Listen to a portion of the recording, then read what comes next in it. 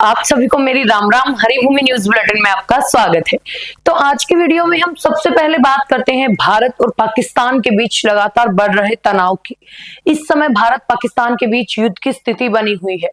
अंबाला में सुबह करीब 10:20 पर अंबाला से 70 किलोमीटर की दूरी पर कुछ ड्रोन्स दिखे, जिसके बाद पूरे शहर में 48 मिनट तक सायरन बजाए गए। जिला प्रशासन के आदेश के बाद अंबाला के सारे स्कूल कॉलेज तुरंत बंद करवाकर बच्चों की छुट्टी कर दी गई। ड्रोन्स के संभावित हमलों के बाद पंजाब, हरियाणा और चंडीगढ़ में भी अलर्ट जारी किया गया। आज सुबह वायुसेना स्टेशन ने चंडीगढ़ के साथ हरियाणा के अंबाला में भी संभावित ड्रोन हमले का अलर्ट जारी किया। इस दौरान लोगों में घरों में रहने की अपील की गई और प्रशासन की तरफ से कहा गया कि लोग अपने घरों में रहें। कोई भी पार्क या गली में खड़ा ना रहे, इसके घर की बालकनी और छत पर भी ना खड़ा रहो। अगर किसी का घर दूर है तो वो पास की किसी बिल्डिंग में चले जाएं। अंबाला कैंट रेलवे स्टेशन की सुरक्षा को भी बढ़ा दिया गया। रेलवे स्टेशन पर सहायक आयुक्त की अध्यक्षता में आरपीएफ और जीआरपी द्वारा स्पेशल चेकिंग अभियान चलाया गया। इस दौरान डॉग स्क्वाड की टीम भी मौजूद रही। स्टेशन पर आने वाली हर गाड़ी की गहनता से जांच की जा रही है। आपको बता दें कि देर रात पाकिस्तान के हमले के दौरान चंडीगढ़ में ब्लैकआउट था। इससे पहले चंडीगढ़ सेक्टर 39 से पुलिस ने 2 संदिग्ध व्यक्तियों को गिरफ्तार किया था। मामले की गंभीरता को देखते हुए सभी को एहतियात बरतने के लिए कहा गया। शहर की सुरक्षा व्यवस्था कड़ी कर दी गई है। स्पेशल टीम को तैनात कर दिया गया है और संवेदनशील इलाकों पर निगरानी बढ़ा दी गई है। प्रशासन ने लोगों को शांत रहने के लिए कहा है। किसी भी तरह की अफवाह पर यकीन ना करने की अपील की है। अब बात करते हैं हरियाणा में हाई अलर्ट की। पाकिस्तान के चंडीगढ़ समेत पंजाब के कई जिलों पर हमला करने के बाद पूरे हरियाणा में हाई अलर्ट घोषित कर दिया गया है। प्रदेश के सार्वजनिक स्थानों की सुरक्षा बढ़ा दी गई। पंजाब से सटे जिलों सिरसा, फतेहाबाद, कैथल, कुरुक्षेत्र, अंबाला और पंचकुला में सुरक्षा व्यवस्था पुख्ता करने के साथ 24 घंटे पेट्रोलिंग के निर्देश दिए गए। स्वास्थ्य कर्मियों, पुलिस कर्मियों और दमकल विभाग के अधिकारियों व कर्मचारियों की छुट्टियां रद्द कर दी गई हैं। सभी जिलों में पुलिस कंट्रोल रूम में प्रदेश भर में सक्रिय सीसीटीवी कैमरों से निगरानी के लिए टीम तैनात कर दी गई है। ये टीम पल पल की सूचना आला अधिकारियों तक पहुंचाएगी। सभी जिलों के उपायुक्त और एसपी को सुरक्षा व्यवस्था में तैनात अधिकारियों और जवानों को रोजाना निर्देशित करने को कहा गया। साथ ही उनके क्षेत्र में होने वाली सभी तरह की गतिविधियों की रिपोर्ट ली जाएगी। सरकार ने आपत्ति स्थिति से निपटने के लिए सभी सरकारी व निजी अस्पतालों में 25% बेड आरक्षित करने के भी निर्देश दिए हैं।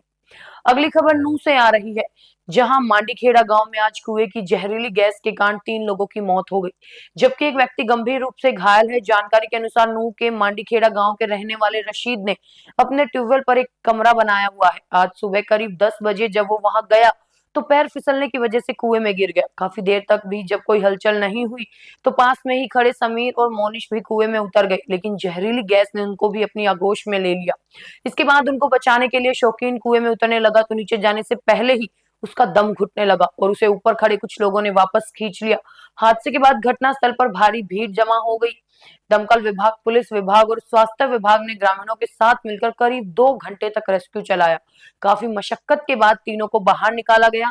अस्पताल में डॉक्टरों ने तीनों को मृत घोषित कर दिया। हादसे में रशीद, समीर और मोनिश की मौत हो गई, जबकि शौकीन को सही सलामत बाहर निकाल लिया गया। जैसे ही ग्रामीणों को हादसे का पता लगा तो घटनास्थल से लेकर अस्पताल में सैकड़ों की संख्या में लोग पहुंच गए। इस घटना के बाद पूरे गांव में शोक का माहौल है। अब बात करते हैं सोनीपत की, जहां गन्नौर के दुबेटा गांव के सरपंच विकास पर बाइक सवार 2 अज्ञात बदमाशों ने फायरिंग कर दी। हमले में सरपंच विकास बाल बाल बच गए। घटना के बाद हमलावर फरार हो गए। जानकारी के अनुसार सरपंच विकास अपनी स्विफ्ट कार से गांव से सोनीपत स्थित अपने आवास की ओर जा रहे थे। जैसे ही उनकी कार कैलाना गांव की नहर के पास पहुंची तभी बाइक सवार 2 बदमाशों ने अचानक ताबड़तोड़ फायरिंग शुरू कर दी। घटना की सूचना मिलते ही थाना गन्नौर पुलिस तुरंत मौके पर पहुंची। पुलिस ने घटनास्थल का निरीक्षण किया और सबूत जुटाने के लिए एसएसएल की टीम को बुलाया गया। थाना प्रभारी जसपाल सिंह ने बताया कि पुलिस ने अज्ञात हमलावरों की तलाश शुरू कर दी है और आसपास लगे सीसीटीवी कैमरों की फुटेज खंगाली जा रही है। सरपंच विकास ने भी घटना के संबंध में पूछताछ की जा रही है। अब खबर गुरुग्राम से। गुरुग्राम में काले रंग के ट्रॉली बैग में मृत मिली युवती रिया की हत्या की गुत्थी सुलझ गई है। पुलिस के अनुसार युवती कॉल गर्ल थी, जिसे आरोपी दिनेश बुक कर अपने रूम पर लाया था और उसके साथ शराब पार्टी की थी। इसके बाद 1000 रुपए को लेकर दोनों में झगड़ा हुआ। रिया तय रकम से 1000 ज्यादा मांग रही थी। उसने चिल्लाने की धमकी दी तो आरोपी ने उसका नाक और मुंह दबा दिया और तब तक दबाए रखा जब तक उसकी मौत नहीं हो गई। रात में की गई हत्या के बाद आरोपी शव को रूम में छोड़कर सुबह मेडिकल स्टोर पर ड्यूटी करने चला गया।